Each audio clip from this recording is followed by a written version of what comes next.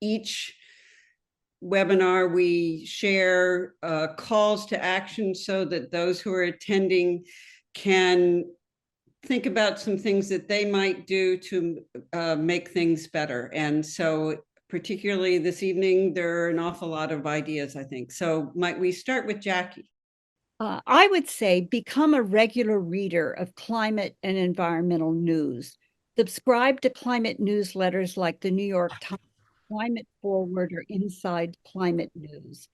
And read books like Elizabeth Kolbert's The Sixth Extinction, and use these writings to commit to acting together with state and local groups to protect the land and the creatures around you.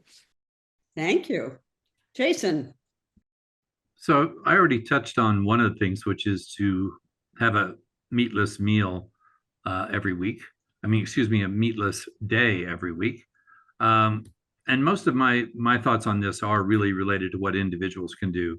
Eat food in season, use smaller plates, take smaller portions, use leftovers for meals. Things that are kind of used to be the norm that are no longer the norm. And I think that we need to get back to this type of thinking. Thank you. Anne?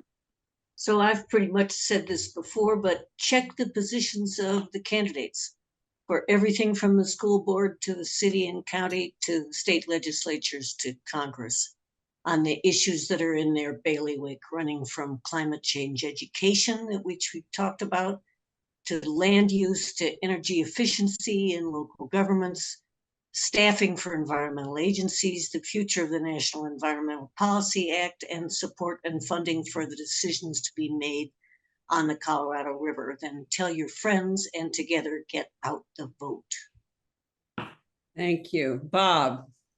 I would only add that my experience, I've spent most of my career working at the federal level to try to sustain or to actually implement and federal level protections for resources, for wildlife, for public lands, for our air and our water.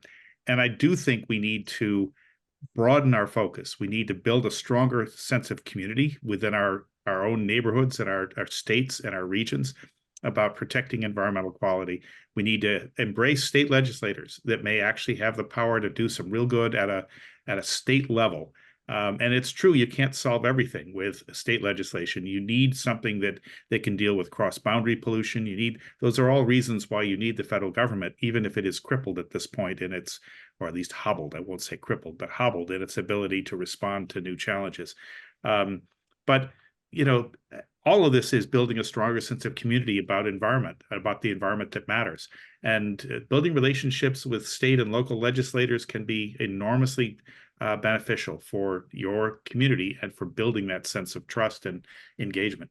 Thank you. John? I want to just build on what Bob said. I could not agree more.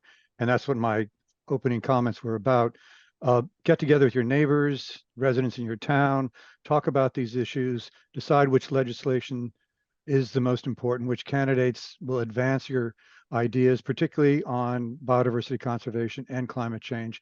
But also remember that what you're doing at the local level also has impacts all the way up at the international level.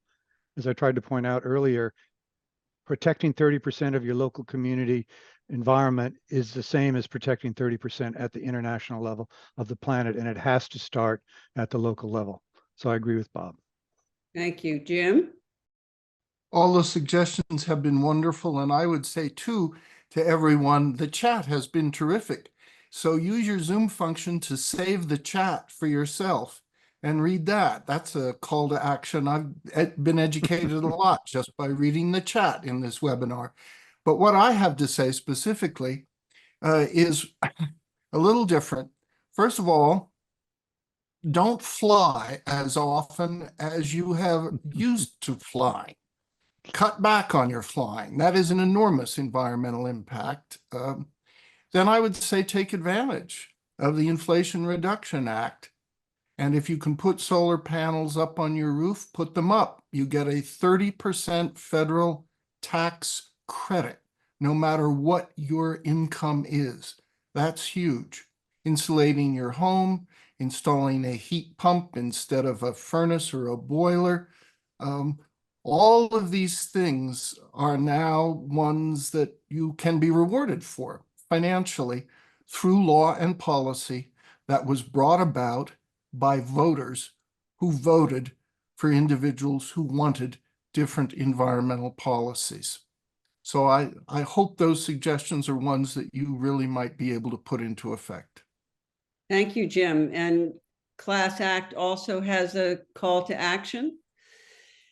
Global environmental degradation, biodiversity loss, and climate change together constitute one of the biggest political issues of this election and of our times.